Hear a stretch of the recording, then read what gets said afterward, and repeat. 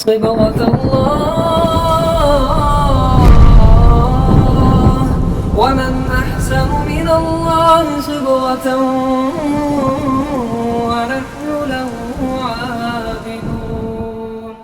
بسم اللہ الرحمن الرحیم نحمدہ ونصلی علی رسولہ الکریم۔ تربیت اولاد کے حوالے سے اس سے پہلے کچھ دعاؤں کا تذکرہ ہوا تھا۔ حضرت ابو ہریرہ رضی اللہ عنہ کی روایت ہے کہ حضرت سلیمان بن داؤد علیہ السلام کے 100 بیویاں تھیں۔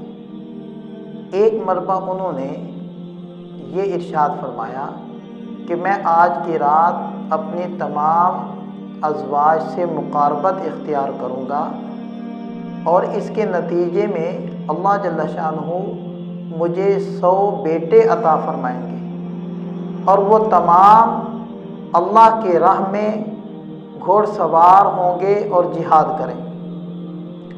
تو مسلم شریف کی روایت ہے کہ فرشتے نے ان کی توجہ دلائی کہ آپ انشاءاللہ کہہ دیں، لیکن انہوں نے اس طرف توجہ نہ دی۔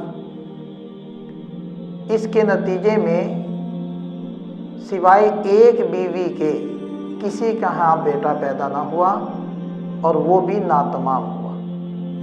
اور ایک دوسری روایت میں ہے، نبی پاک صلی اللہ علیہ وسلم نے ارشاد فرمایا کہ اگر حضرت سلیمان علیہ السلام اس موقع پر انشاءاللہ کہہ دیتے تو اللہ کریم ان کو ہر بیوی سے ایک بیٹا عطا فرماتے جو انتہائی بہترین شاہ سوار اور گھوڑ سوار ہوتا اور اللہ کی راہ میں جہاد کرتا۔ تو اس روایت سے ہمیں پتہ چلا کہ جب ہم کسی بھی امر کا ارادہ کریں تو مستحب ہے کہ ہم انشاءاللہ کہیں۔ خود قرآن کریم میں اللہ تعالیٰ نے ارشاد فرمایا وَلَا تَقُولَنَّ لِشَيْءٍ إِنِّي فَاعِلٌ ذَلِكَ غَدًا إِلَّا أَن يَشَاءَ اللَّهُ، کہ جب بھی آپ آنے والے کل کو کسی کام کے کرنے کا ارادہ کریں تو ہرگز یہ نہ کہیں کہ میں ایسا کروں گا، بلکہ انشاءاللہ کہیں۔ اس لیے ہمیں بھی چاہیے کہ ہم ایسے مواقع پر انشاءاللہ کہیں کہ انشاءاللہ اللہ تعالیٰ مجھے بیٹا عطا فرمائے گا، انشاءاللہ ضرور کہیں۔ دوسرا، میں نے ایک دعا کا تذکرہ بھی اس سے پہلے کیا تھا، میں اس کی اہمیت کے پیش نظر اس کا دوبارہ تذکرہ کرنے لگا ہوں کہ مقاربت اختیار کرنے سے پہلے اس دعا کا اہتمام کیا جائے، بسم اللہ اللہم جنبنا الشیطان وجنب الشیطان ما رزقتنا۔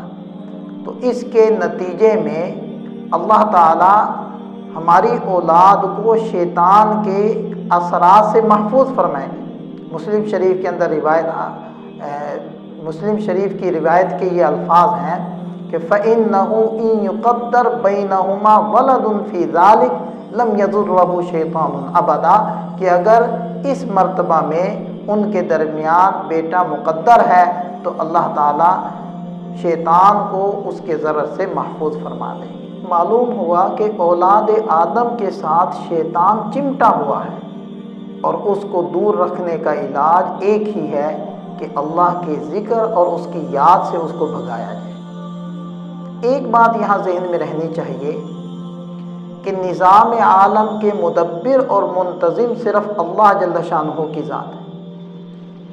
اللہ تعالیٰ کی ذات عالی کے علاوہ خواہ کوئی نبی ہی کیوں نہ ہو، اس کو نظام عالم میں کوئی اختیار حاصل نہیں۔ اور اولاد آدم کا پیدا کرنا تو بہت دور کی بات ہے، کوئی مکھی بھی پیدا نہیں کر سکتا۔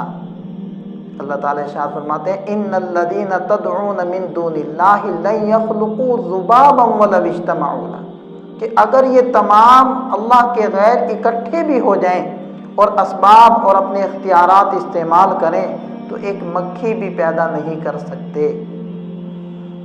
وَإِن يَسْلُبُهُمُ الذُّبَابُ شَيْئًا لَا يَسْتَنقِذُوهُ مِنْهُ، مکھی تو پیدا کرنا بہت دور کی بات ہے، مکھی ان سے کچھ لے بھاگے تو اس کو واپس نہیں لے سکتے۔ ضعف الطالب والمطلوب، اس غیر کو پکارنے والے بھی کمزور ہیں اور جن کو پکارا جا رہا ہے وہ بھی کمزور ہیں۔ اس سب کے باوجود بعض لوگ ایسے کم عقل اور کم فہم ہوتے ہیں کہ اللہ کے غیر کے پاس جاتے ہیں اولاد کے حصول کے لیے۔ کوئی تو منت مان رہا ہے اور گزارش کر رہا ہے کہ جی مجھے بیٹا دے دیں، کوئی گزارش کر رہا ہے کہ جی مجھے بیٹی دے دیں۔ اللہ تعالیٰ ارشاد فرماتے ہیں یخلق ما یشاء، اللہ جو چاہتے ہیں پیدا کرتے ہیں۔ یہب لمن یشاء اناثا ویہب لمن یشاء الذکور، جس کو چاہتے ہیں بیٹیاں دیتے ہیں، جس کو چاہتے ہیں بیٹے دیتے ہیں، جس کو چاہتے ہیں دونوں چیزیں ملا کر دیتے ہیں، اور جس کو چاہتے ہیں باج کر دیتے ہیں، دونوں چیزوں سے محروم کر دیتے ہیں۔ تو یہ لوگ انتہائی بے شعور اور بے عقلیں ہیں کہ ایسوں کے پاس جا رہے ہیں جو اپنے لیے نفع اور نقصان کے مالک نہیں ہیں، غیر کو تو کیا نفع یا نقصان پہنچائیں گے۔ اس سب کے ساتھ ساتھ ایسے لوگ انتہائی خطرناک اور بڑے گناہ میں مبتلا ہو رہے ہیں، اور وہ ہے شرک، کہ اللہ تعالیٰ کی ذات کے ساتھ اور اس کی صفت میں غیر کو شریک ٹھہرا رہے ہیں، اور اللہ کے غیر کے پاس جا کر منتیں مان رہے ہیں اور اولاد طلب کر رہے ہیں۔ اللہ تعالیٰ ارشاد فرماتے ہیں ان اللہ لا یغفر ان یشرک بہ ویغفر ما دون ذلک لمن یشاء، کہ شرک کی معافی نہیں ہوگی۔ بخاری شریف کی روایت ہے، حضرت عبداللہ ابن مسعود رضی اللہ عنہ نے گزارش کی یا رسول اللہ سب سے بڑا گناہ کیا ہے؟ نبی پاک صلی اللہ علیہ وسلم نے ارشاد فرمایا ان تجعل للہ ندا وہو خلقک، کہ تم اللہ کے ساتھ شریک ٹھہراؤ حالانکہ اللہ نے تمہیں پیدا کیا ہے۔ جس نے تمہیں پیدا کیا ہے تم اسی کا شریک ٹھہرا رہے ہو۔ تو کہیں ایسا نہ ہو کہ اولاد کے حصول کے چکر میں ہم ایمان سے محروم ہو جائیں، چھوٹی نعمت کے لیے ہم بڑی نعمت سے ہاتھ دھو بیٹھیں۔ اس لیے یہ عقیدہ ٹھیک رکھنا بھی بہت زیادہ ضروری ہے۔ اور ترمذی شریف کی روایت ہے، حضرت عبداللہ ابن عباس رضی اللہ عنہما فرماتے ہیں کہ ایک مرتبہ میں حضور نبی کریم صلی اللہ علیہ وسلم کے پیچھے سوار تھا سواری پر، تو آپ علیہ السلام نے ارشاد فرمایا اے لڑکے احفظ اللہ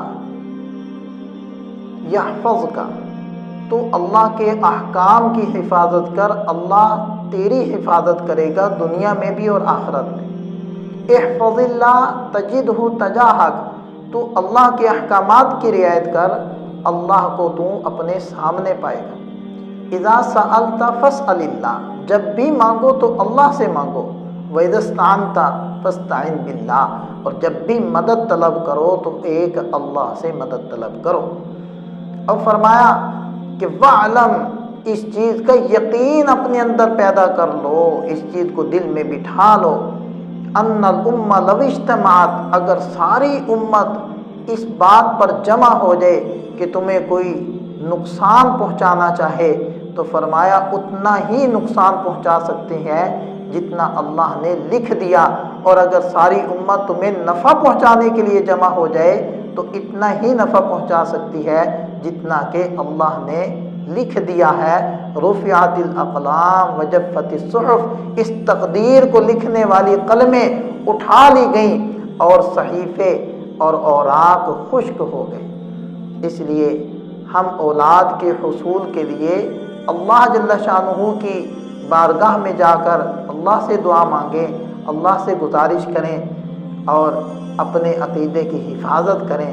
اللہ تعالی ہم سب کی حفاظت فرمائے، ہم سب کا حامی و ناصر ہو۔ السلام علیکم۔